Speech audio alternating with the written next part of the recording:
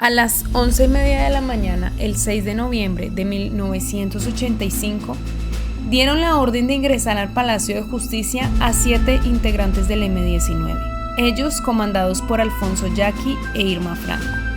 Vestidos de civil, rompieron las barreras de seguridad silenciosamente. Ingresaron, se ubicaron estratégicamente para, de esa manera, por teléfono, darle vía libre a Luis Otero y Andrés Almarales, junto con otros 27 guerrilleros del M-19. Ellos venían en 2 camiones de estacas. Se encontraban parqueados esperando la orden en el barrio Calvo Sur, muy cerca a la Plaza de Bolívar, para que se tomaran el Palacio de Justicia en Bogotá, justo en este lugar. Hoy estoy frente al Palacio de Justicia y este lugar que está atrás mío representa el Poder Judicial de Colombia. En este lugar se encuentran las oficinas de la Corte Suprema de Justicia, el Consejo de Estado, la Corte Constitucional y el Consejo Superior de la Judicatura. Quien quiera tener el poder sobre Colombia y sus habitantes tendrá como único fin ser el líder, la cabeza principal de este lugar en el que estoy hoy, es decir, el presidente, porque quien esté allá adentro tiene total poder, son personas influyentes para tener el poder a nivel nacional y, por supuesto, para tomar decisiones de nuestro país también a nivel internacional. Este hecho histórico, como lo fue la toma del Palacio de Justicia, ha sido noticia controversial a nivel mundial hasta el día de hoy, luego de tanto tiempo, porque aún existen casos de víctimas que perdieron la vida en esa gran y cruel toma, y estos casos aún están abiertos porque se siguen buscando las personas que fallecieron ese día. La violencia en Colombia por el tema del narcotráfico estaba a flor de piel, estaba en todo su esplendor en esa época, porque el gobierno nacional defendía a capa y espada la ley de extradición que querían imponer en ese momento.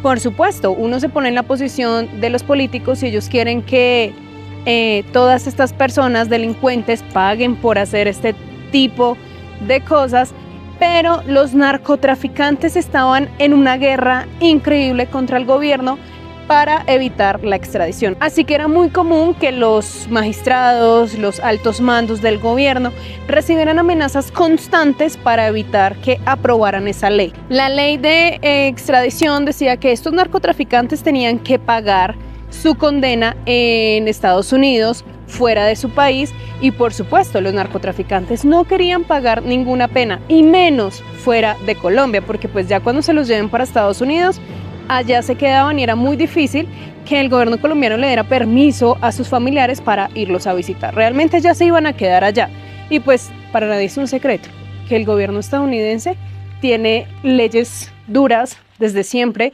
y sabe realmente castigar cualquier delito. 15 meses antes de la toma del palacio, en agosto de 1984, el gobierno de Belisario Betancur había firmado unos acuerdos de paz con los grupos alzados en armas. Y cabe resaltar que este fue el primer gobierno colombiano en firmar este tipo de acuerdos, llegar a negociaciones para, de alguna manera, bajar como el tema de la violencia de la época. Para ese entonces, el ejército y la policía eran los más afectados en medio de toda esta guerra, especialmente porque vivían enfrentamientos con grupos guerrilleros como el M-19. Y estos enfrentamientos se veían sobre todo en las vías nacionales, corregimientos muy pequeños, pueblos, y en estos lugares era donde libraban esas batallas a vida y muerte. Querían tomar el control de las vías de Colombia y el control de los pequeños pueblos, porque de esa manera podían hacer cultivos ilícitos, monopolizar todos los negocios, monopolizar la producción ganadera, monopolizar cualquier cosa que llevara a una economía sustentable en el país. Pero más allá de eso, la principal guerra que libraban los militares y la guerrilla era que el M-19 iba por los pueblos pequeños, golpeaban en la casa de las víctimas de estas personas, les decían tienen que darme sus hijos para que presten el servicio a la patria porque estamos luchando por los derechos humanos, queremos garantías dignas del pueblo colombiano, así que es su obligación entregarme su hijo. Si usted no me lo entrega, vamos a acabar con toda su familia. Si usted no me lo entrega, vamos a incendiar su casa, vamos a secuestrar a su padre. Cualquier tipo de amenaza, se valían de cualquier cosa para lograr sus objetivos.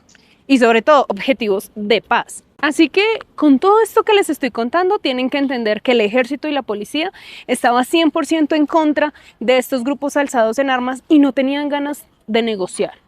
Y lo que les digo es que se pongan en los zapatos de las personas que están allá en el monte luchando por ustedes que están viendo este video en sus casas, que ustedes se pongan un momento en sus zapatos, en aguantar frío, hambre, sed, calor, que estén por allá en medio de la nada, incomunicados muchos días, meses con sus familiares, y que vengan estos grupos armados, los ataquen y ustedes vivan una violencia. O sea, yo no voy a defender a nadie en este video, sin embargo, siempre los pongo en la posición de los demás. Además, claro está, como hay ejército bueno, hay ejército malo, en fin.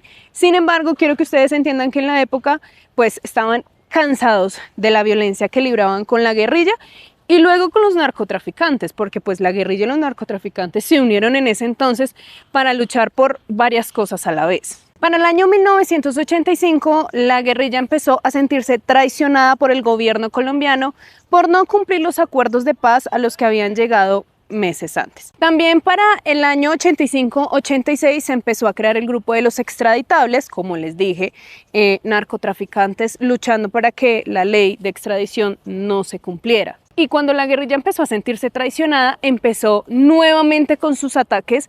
Realmente no duraron años y muy pocos meses en mantener ese acuerdo. La guerrilla empezó nuevamente la época de la violencia con la batalla de Yarumales, bajo la dirección de Carlos Pizarro, siendo una de las batallas más prolongadas en la historia de Colombia, luego del supuesto cese al fuego y luego del acuerdo de paz. Y también otro motivo que tuvo el grupo guerrillero en empezar a atacar nuevamente al gobierno colombiano fue que para ese año, para el 85, el gobierno colombiano, el ejército, le dio de baja a uno de los máximos líderes del M-19 llamado Iván Ospina. Así que con estos motivos que fueron muy fuertes para los grupos alzados en armas, empezaron a planear en el 85 la gran toma del Palacio de Justicia. Pero no solamente la guerrilla, sino también con ayuda de los extraditables. Y este señor que ustedes ven aquí supuestamente financió la toma del Palacio de Justicia con un valor aproximado de $2 millones. Bastante dinero para la época, muchísimo dinero para la época. Además de conseguir armamento que ni siquiera estaba en poder del ejército para poder atacar sin tener pérdida alguna en esa guerra. Sin embargo, el 18 de octubre de 1985, el gobierno colombiano conoció por medio de un mensaje anónimo que la guerrilla se iba a tomar por medio de armas el Palacio de Justicia. Esto hizo que las fuerzas militares se movilizaran hasta este lugar para protegerlo de cualquier posible ataque de estos grupos alzados en armas. En este lugar se crearon anillos de seguridad. No solamente en el lugar en donde estoy, sino unas cuadras más allá era vigilado fuertemente por la policía y los militares para que ninguna persona infiltrada llegara hasta acá a hacerle daño a las personas que se encontraban aquí. Pero para que se sorprendan más, estos anillos fueron retirados unos días después, el 1 de noviembre. El 18 de octubre se enteran que va a haber un posible ataque. Militarizan toda la zona y el 1 de noviembre retiran toda la seguridad.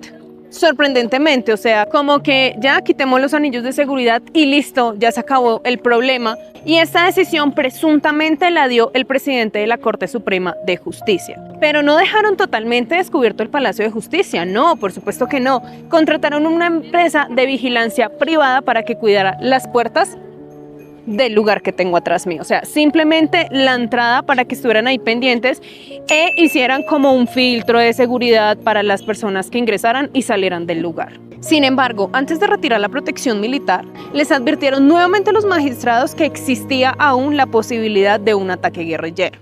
Y haciendo una pausa en este video, quiero decirles que si a ustedes les gusta conocer más datos curiosos, historias impactantes de Colombia y a nivel internacional, no olviden suscribirse abajo en el botoncito rojo, darle like, comentar, compartir los videos, porque me di cuenta que el 88% de las personas que ven mis videos no están suscritas. Así que si tú no te has suscrito, suscríbete aquí abajo y de esa manera me apoyan un montón a seguirles contando historias y conociendo nuevos lugares. Ahora sí, continuemos con todo esto.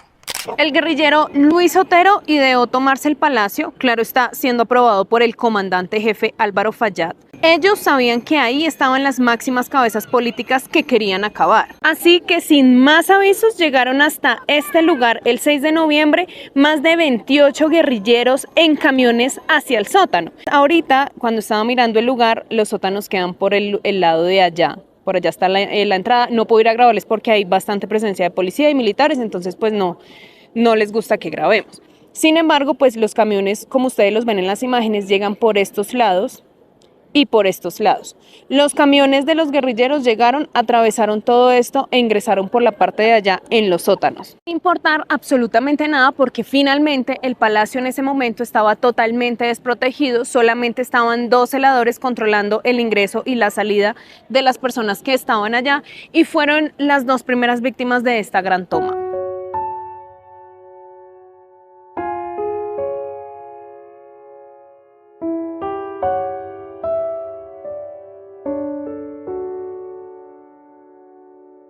Prácticamente la guerrilla sabía que todo este lugar estaba desprotegido, que podían entrar como si entraran a su casa sin ningún problema, sin ninguna barrera, sin ninguna restricción. Ahora quiero preguntarles, ¿esto fue mera casualidad? Se los dejo a ustedes para que me lo respondan abajo en los comentarios. Una vez ingresaron los integrantes de este grupo armado, empezaron a infundir mucho miedo con las armas a las personas que estaban ahí y de una vez bloquearon todas las salidas posibles del Palacio de Justicia.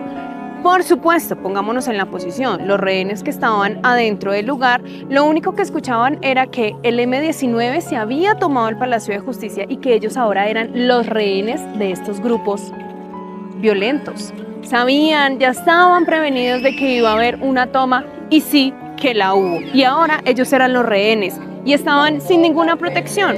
A esta operación los guerrilleros la llamaron la Operación Antonio Nariño porque estaban luchando por los derechos humanos y tan derechos humanos que tuvieron que usar las armas, secuestrar personas, violentarlas y obligarlas, o sea, privarlas de su libertad. Los amenazaban con tal violencia que la gente que se resistía a doblegarse ante las cosas que les pedían, ellos empezaban como a disparar al techo para amenazar a las personas. Más de 380 personas quedaron encerradas ahí en ese lugar y en 30 minutos todo esto estaba bajo el control total del M-19.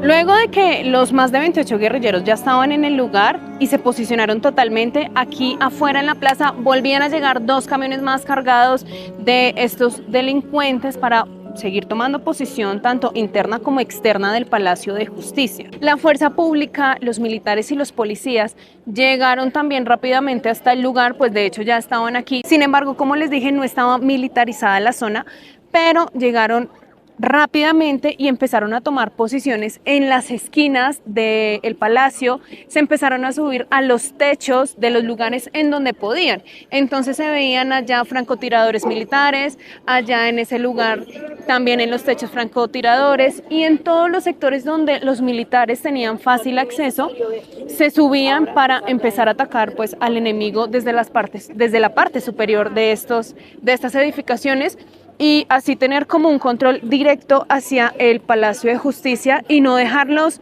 ingresar tan rápido como ya estaban ingresando. En medio de este enfrentamiento, el M-19 estaba exigiendo que se presentara en este lugar el presidente Belisario Betancur para exponerlo a un juicio público y preguntarle qué había pasado con los acuerdos de paz, por qué había faltado el acuerdo al que habían llegado unos meses antes, pero todo esto lo estaban exigiendo con la fuerza armada, con violencia, estaban haciendo todo al revés y sobre todo poniendo víctimas inocentes en medio de esas cosas políticas y en medio de toda esta violencia. Por supuesto que a ese pedido el presidente Belisario no accedió, al contrario, intentó tapar la situación tan violenta que se estaba presentando en este lugar y los medios de comunicación no se hicieron esperar, llegaron hasta aquí también arriesgando su vida, tratando de capturar todas las escenas que ustedes han visto a través de todo este video dando la vida por su trabajo, documentando, sacando fotografías para poderle mostrar al país entero lo que estaba sucediendo ese día aquí. Así lo que se pida parezca minúsculo, pero el gobierno no quería que se sacrificaran más vidas humanas, porque lo guían la compasión sentida y entendida en su más. Sin embargo, la ministra de Comunicaciones de la época, llamada Noemí Sanín, ordenó rápidamente pasar por la televisión nacional el partido que estaban jugando en el Estadio El Campín entre Millonarios y Unión Magdalena. Todo esto lo hicieron con el fin de que no se transmitieran por la televisión todas estas cosas violentas que estaban pasando y pues poder de alguna manera hacer que los colombianos no se enteraran. Sin embargo, algunos medios de comunicación como la radio pues eran privados y ellos siguieron la transmisión normalmente y eran los que mantenían informados a todo el país de lo que se vivía en el Palacio de Justicia. A lo que cuando se enteró la ministra de Comunicación llamó directamente a estas cadenas de radio y los amenazó, diciéndoles un montón de cosas, no sé qué les diría realmente, pero estas cadenas radiales decían que no existía ninguna ley que los fuera a condenar o a castigar por las amenazas que estaban recibiendo de parte de la ministra de Comunicaciones, así que no tuvo más remedio que dejar de llamar y amenazar y pues que estos medios radiales siguieran contando lo que estaba pasando. Sin embargo, la ministra se volvió a alterar muchísimo cuando escuchó la siguiente llamada en la radio.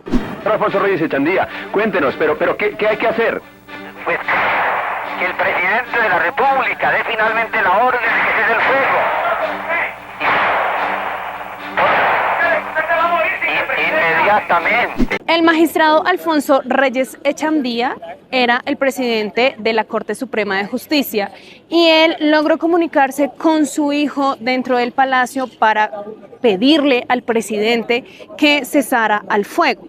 Su hijo lo comunicó con una emisora y transmitieron eso a nivel nacional. Se escuchaban disparos, como lo pudieron escuchar. Era una llamada realmente muy traumática de la cual muchas personas lo recuerdan en la actualidad. Sin embargo, el gobierno identificó en la llamada que el magistrado estaba siendo manipulado por el M-19 para que dijera lo que dijo en la llamada, pedir cese al fuego y que el M-19 pudiera tener total tranquilidad de tomarse el palacio sin tener que estarse defendiendo todo el tiempo de los militares, porque era muy constante el tema de disparo va, disparo viene, y en medio de ese enfrentamiento todo el tiempo pues las víctimas iban en aumento, pero también pues ahí caían integrantes del M-19 y obviamente eso no le convenía a estos guerrilleros porque si no se les iba acabando la fuerza. También se rumora que uno de los objetivos de la toma del palacio era quemar expedientes de los extraditables. Sin embargo, es un rumor, no fue confirmado porque estos expedientes estaban también en otros lugares de la ciudad fuertemente custodiados para evitar pues este tipo de cosas, que ellos llegaran y hicieran un ataque y luego pues se perdiera todo el historial de delincuencia que tenían estos personajes.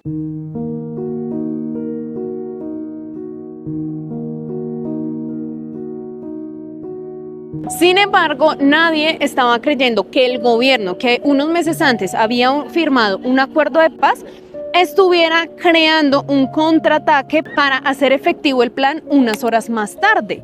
Lo que las personas veían a nivel nacional era un gobierno tratando simplemente de defenderse del grupo alzado en armas. Los primeros rehenes fueron los magistrados de la corte, eran los colombianos más amenazados y se los llevaron hacia el cuarto piso de la edificación, 1, 2, 3, 4, hasta este nivel.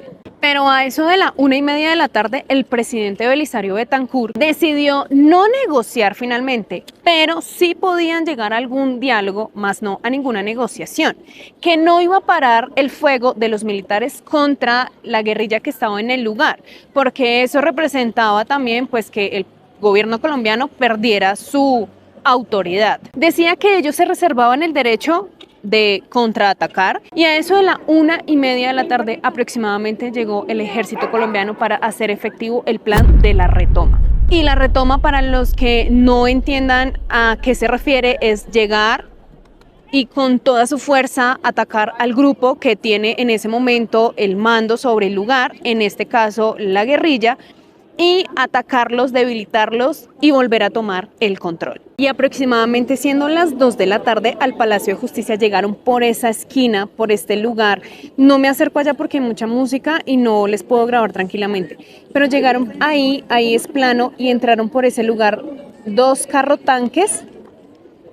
Y esa es la famosa imagen que ahora están viendo en este momento. Llegaron dispuestos a llevarse todo lo que encontraran frente a ellos y empezaron a disparar proyectiles directamente hacia el Palacio de Justicia para derrumbar la puerta principal. Puerta principal que se encontraba justo en este lugar. Los carrotanques se pararon en este sitio y disparaban directamente al palacio, sin importar quién estuviera ahí, sin importar el tipo de rehén, sin importar si ahí habían víctimas inocentes o integrantes de la guerrilla, simplemente disparaban contra el palacio. Y seguido de este ataque de los 2 tanques, llegaron 4 tanques más, volvieron a pararse aquí afuera en toda esta plazoleta y esperaban la orden del general Plazas Vega para seguir atacando e intentar doblegar la fuerza del M-19. El ejército empezó a tomarse el palacio desde el primero hacia el último nivel. Empezaron por el primer piso y por el segundo. Capturaron a los guerrilleros que encontraban en su camino o a los presuntos guerrilleros, mejor, porque ahí no diferenciaban entre rehén e integrante del grupo. Simplemente los capturaban o les daban automáticamente de baja, pues era la orden de atacar todo lo que se estuviera moviendo en ese momento. Pues decían que esto era un ataque terrorista, más no una toma de rehenes, así que esa era la orden. Ataque, ataque para retomarnos nuevamente el poder del Palacio de Justicia. En el techo del palacio aterrizaron 2 helicópteros de las fuerzas militares, llegaron hasta ese lugar y el ejército utilizó todo su armamento, granadas, habían, como ya les había dicho, francotiradores en las terrazas de estos lugares y todo eso se estaba viviendo en un momento. Toda su fuerza, todas las estrategias que tuvieran de ataque las estaban utilizando contra las personas que estaban en el Palacio de Justicia. Y aquí no estaban pensando en los inocentes, simplemente estaban pensando que todos los que estaban adentro querían tomarse el Palacio de Justicia. No estoy diciendo que efectivamente era así, pero quiero que entiendan que en ese momento, pues el ejército tenía realmente esa orden. Más adelante van a entender por qué. Sin embargo, mientras todo eso estaba sucediendo en el techo y afuera en este lugar, los militares seguían tratando de ingresar hacia el 4º piso, seguían subiendo de niveles uno tras otro. Y cuando llegaron al 4º piso, ni siquiera preguntaron, ¿ustedes quiénes son? O tal vez si ellos, los rehenes, dijeron, somos magistrados, somos X o Y personas, somos inocentes, pues los militares realmente no escucharon. Sencillamente empezó un enfrentamiento entre el M-19 y el ejército que acabó con la vida de todas las personas que estaban en ese lugar.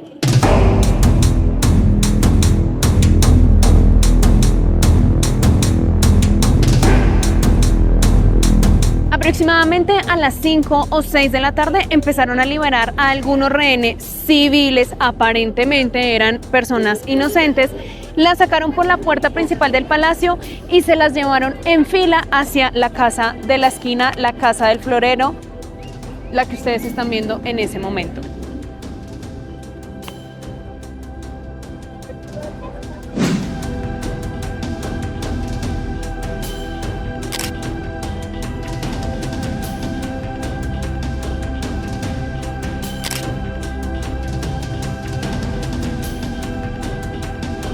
Pero se me olvidó decirles que a partir del momento en que sacan las personas hacia la casa del florero, es donde empiezan a surgir muchas preguntas en medio de toda esta historia.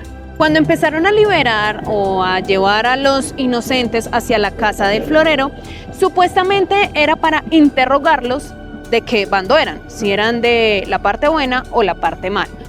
Pero luego de que ingresaban las personas a ese lugar, no se sabía qué pasaba internamente ahí en esa casa. Existió una escena cruel que vio todo el país al momento de anochecer, cuando un tanque se acercó al palacio y de frente empezó a lanzar cañonazos sin importar las personas inocentes que estaban ahí adentro. El ejército, como les dije, tenía la orden de atacar. Y con esos cañonazos que empezaron a disparar, pues todo el Palacio de Justicia se prendió en llamas. Era literal una llama total. no se podía controlar todo el incendio que habían provocado con ese cruel ataque.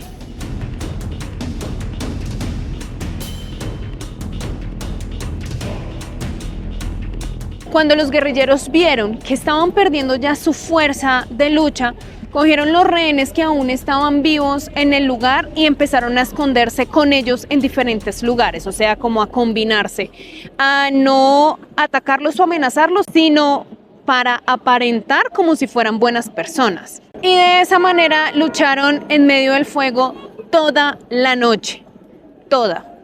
El palacio incendiado, los guerrilleros internamente atacando al ejército cuando lo veían pasar en algún pasillo del Palacio de Justicia. Y realmente creo que esa noche fue la noche más eterna de todas las personas que estaban ahí adentro, de los militares tratando de defender el lugar y por supuesto de las familias de las personas que estaban ahí secuestradas.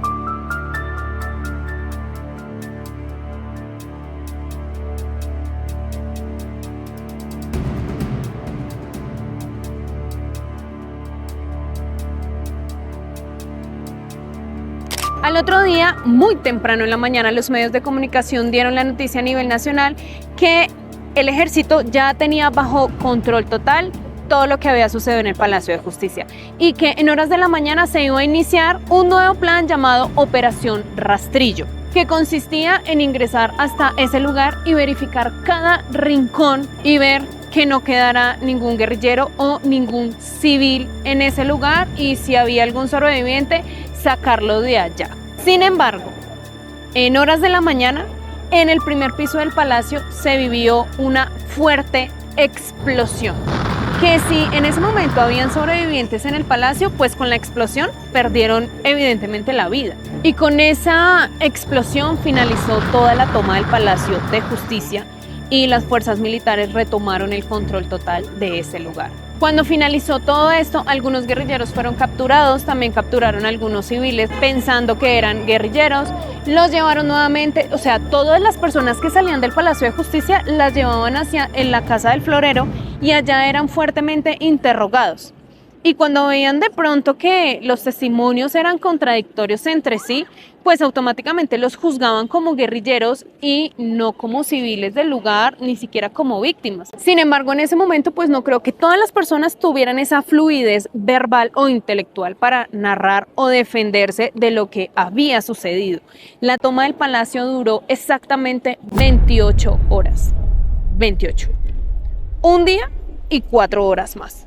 O sea, duró muchísimo tiempo en que la mayoría de personas que estaban ahí pues perdieron la vida y muchas estaban heridas de gravedad. Pero en medio de todo esto tenemos que tener algo claro y es que la retoma militar fue más violenta que la toma de la guerrilla. Se utilizó todo el armamento, todas las estrategias, toda la fuerza que pudieron idear los militares para volver a tomar el control. Y en esa retoma fue el momento donde más personas perdieron la vida. Sin embargo, yo no voy a opinar en cómo debió ser el procedimiento porque no tengo ni idea. Ustedes me dejan abajo en los comentarios cómo creen que pudieron actuar las fuerzas militares contra los grupos guerrilleros. Pero en esta guerra murieron más de 101 personas, lo que se alcanza a contar porque no es la cifra exacta, y más de 11 desaparecidos luego de 20 años. Luego de más de 20 años. De este hecho nadie pagó algún tipo de condena, sino hasta bastantes años después unos oficiales del ejército por el tema de los desaparecidos. Porque luego de los análisis a nivel nacional e internacional que le hicieron a los videos de ese día, se dieron cuenta que algunos de los desaparecidos salieron con vida del palacio caminando hacia la Casa del Florero, como se los mostré anteriormente, y pues sus familiares los reconocen, saben la ropa que tenían ese día, los ven saliendo con las manos en la cabeza, los ven como rehenes, pero efectivamente quedó la prueba que en el video están caminando con vida hacia la Casa del Florero. Y también identificaron a la guerrillera Irma Franco salir con vida, pero también ella es una de las desaparecidas. Algunos de los cuerpos de las víctimas quedaron totalmente incinerados, eran irreconocibles. Otros nadie los reclamó, quedaron como rehenes, Y todas estas víctimas irreconocibles, víctimas también como NNs, las reunieron, las empezaron a montar en camiones y llevarlas hacia una fosa común que hoy se conoce como el Parque Villamayor. Allá ya he estado varias veces, aquí les dejo tomas del parque. Queda muy cerca del Cementerio del Sur, del cual también yo ya les he hablado y lo hemos visitado. También dentro de la historia del Palacio de Justicia hay un mito que yo sé que ustedes me lo han pedido muchísimo, sobre el restaurante Caníbal en La Calera, porque dicen que algunas víctimas del Palacio de Justicia, el dueño de este restaurante pidió a las personas con ciertas características, le pagó a altos mandos militares para que les entregaran los cuerpos, los montó a un carro y se los llevó para el restaurante. Esto es un mito, no es nada comprobado, pero yo sé que ustedes me van a nombrar eso. Es inevitable, hace parte de la historia del Palacio de Justicia. Todos esos cuerpos los llevaron para la fosa común en el Parque Villamayor. Con el tiempo eso empezó a oler terrible. Lo único que separaba el cuerpo de otro cuerpo eran capas de cal, no era absolutamente nada más. Y llegó el punto donde ya no daba más la fosa común. Hasta ese lugar también llegaron víctimas de la tragedia de Armero. Como dato adicional, decidieron cerrar esa fosa, poner un parque encima y hasta ahí quedó el cuento. Obviamente no era la única fosa común de la época, también en los cementerios Jardines de Paz habían fosas comunes a las cuales también llevaron pocas víctimas del Palacio de Justicia. Años después se conoció el nombre del plan que se utilizó para la retoma del palacio. Se llamaba el Plan Tricolor 83. Y este plan militar no era para nada amigable con absolutamente nadie, pues este plan únicamente se utilizaba o se utiliza, no lo sé bien, me lo dejan en los comentarios, para el momento en que, no sé, exista alguna invasión de otro país aquí a Colombia o venga una gran guerra, y consiste en que los militares tienen que atacar con todas sus fuerzas, con todo su armamento, sin dejar algo en su camino, es decir, acabar con todo lo que se mueva, con todo lo que tenga vida, para defender el territorio colombiano, para defender, en este caso, pues digamos que el Palacio de Justicia, porque era uno de los lugares más importantes a nivel nacional. Sin embargo, por este plan también existieron condenados porque fue muy agresivo decir, ejecutemos el Plan Tricolor 83, acabemos con todo. Y precisamente por eso nunca se escucharon los llamados de auxilio de las víctimas que estaban de rehenes dentro del palacio, y por más de que le pidieron al presidente de la época que por favor cesara el fuego, que no más, que le dijera a los militares que pararan los disparos, pues tampoco fueron escuchados. El plan se ejecuta hasta el final. Ya cuando le dieron luz verde, ya la orden era terminar como con todo lo que ya habían planeado y no podían pararlo a la mitad. Esta operación había quedado registrada en el acta de 1988 como Plan Tricolor 83.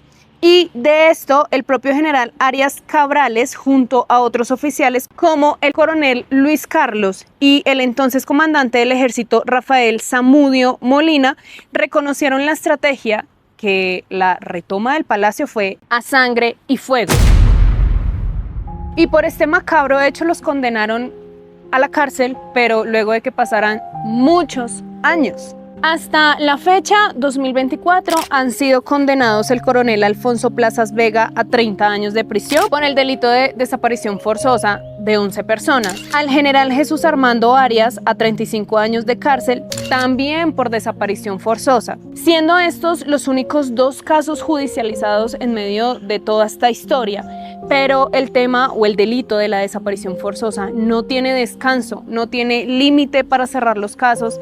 Es un delito que sigue hasta que la víctima sea encontrada, y si no es encontrada, pues realmente o lo condenan o siguen buscando a la persona. Pero este delito no tiene compasión con nadie y está muy bien. Después de 37 años de este macabro crimen, estas personas siguen desaparecidas. Gloria Isabel Anzola, Luz María Portovela de León, Carlos Augusto Rodríguez, Héctor Jaime Beltrán Fuentes, David Suspet Celes, Gloria Estela Figueroa, Lucia Amparo Oviedo, Cristina del Pilar Guarín, Norma Constanza, Ana Rosa Castiblanco, Bernardo Beltrán e Irma Franco Pineda. Estas personas siguen esperando que se haga una justicia efectiva. Sin embargo, los restos de Cristina del Pilar Guarín, quien en ese momento trabajaba en la cafetería del Palacio de Justicia, fueron encontrados en una fosa común del cementerio Jardines de Paz y fueron exhumados en 2016. También los restos de Lucy Amparo Oviedo, funcionaria de la cafetería, permanecía en 2 cajas embalada en la fiscalía. Y por último, los restos de Luz Mary Portovela, que quien era visitante ese día del Palacio de Justicia, fueron encontrados también en una fosa común de Jardines de Paz y también fueron exhumados en el año 2016. Estos restos se hallaron en ese año. Todas ellas fueron identificadas con las pruebas de ADN que se le tomaron a los familiares de los desaparecidos, por si en algún momento hallaban algún resto, pues de una vez comparaban estas pruebas. Cabe aclarar que los cuerpos, algunos de los que han aparecido, no están completos, sino que están como repartidos en diferentes lugares, y los restos que se encontraron, no recuerdo en qué caso fue bien de estas 3 mujeres, apareció digamos que la cabeza en un lado, el brazo en otro lado, entonces era así, no eran cuerpos completos en algunos casos, porque en otros sí fue completo el cadáver. Y ahora con estos nuevos hallazgos de estas 3 mujeres, siguen desaparecidos las otras 8 víctimas que faltan por encontrar. Siguen todas las investigaciones, como les dije hace un momento.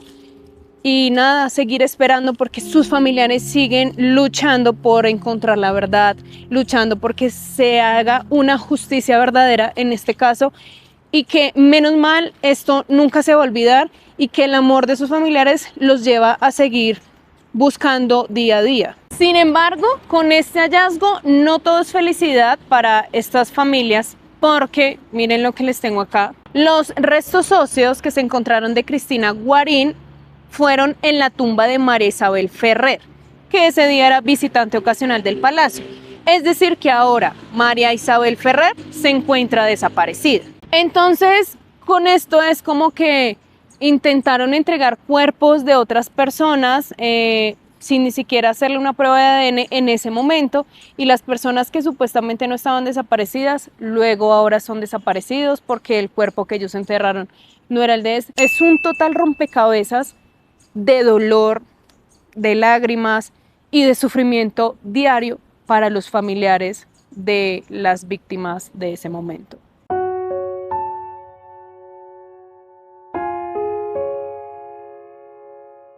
Al poco tiempo de todo esto se dieron cuenta el mal procedimiento de levantamiento de cuerpo que hicieron ese día, porque cuando entraron al lugar los cuerpos estaban, o no, la escena del crimen estaba lavada, organizada, recogieron muchas cosas, acumularon las víctimas en un lugar, los limpiaron, les quitaron varias cosas, y esto pues es alteración en la escena del crimen. Esto no debieron hacerlo, debieron cerrar el palacio cuando ya lograron retomar todo el control y pues esperar que Medicina Legal llegara al sitio, identificara los cuerpos, hiciera tomas, bueno, hiciera todo su trabajo logístico, lo que tienen que hacer. Y según lo que podemos entender con la Operación Tricolor 38 y la casualidad de los desaparecidos del 4º piso, pues es evidente que ellos no podían ayudar a civiles, porque se me olvidó decirles cuál era el lema o el objetivo final de este plan tricolor. Decía que cada sobreviviente